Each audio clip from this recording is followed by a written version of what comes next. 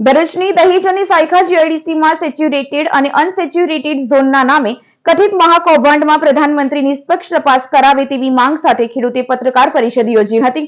ભરૂચમાં ખેડૂત અજીતસિંહ રાજ દ્વારા જીઆઈડીસીમાં સેચ્યુરેટેડ અને અનસેચ્યુરેટેડ ઝોન નામે કરોડોનું મહાકૌભાંડ આચરાયું હોવાના આક્ષેપ કરાયો છે.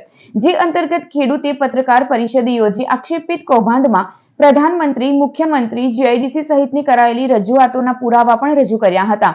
જીઆઈડીસીના આ આક્ષેપિત કૌભાંડમાં પ્રધાનમંત્રી, મુખ્યમંત્રી નિષ્પક્ષ તપાસ કરાવે તેવી પણ માંગ કરી છે.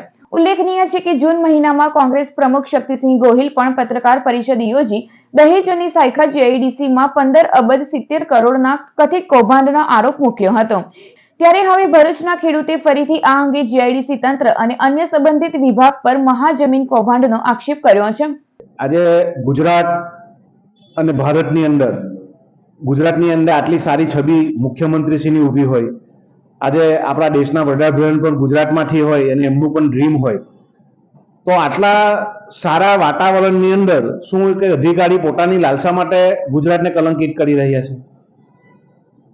અને પહેલાનો પહેલો પ્રશ્ન એવો થાય કે ગુનેગાર પોતે જ જો પોતાનો ગુનો કબૂલ તો થઈ જશે તો ન્યાયતંત્રની જરૂર નહીં, એવો વિષય થશે. બીજું કે આ વિષયમાં અમને એક અરહર બાર એક પત્ર મળે છે જીઆઈડીસી દ્વારા. એ પત્રની અંદર માન્ય પ્રધાનમંત્રી સમક્ષની રજૂઆત બાબતે અમને સંબોધવામાં આવે છે. એ પત્ર ક્યાંથી આવ્યો છે, કોની સહી છે, કોને મળવાનું છે, એવો કોઈ જ ઉલ્લેખ થતો નથી. તો શું આવા પત્ર લખી અને અરજદારને દબાવવાનો પ્રયાસ થતો હશે?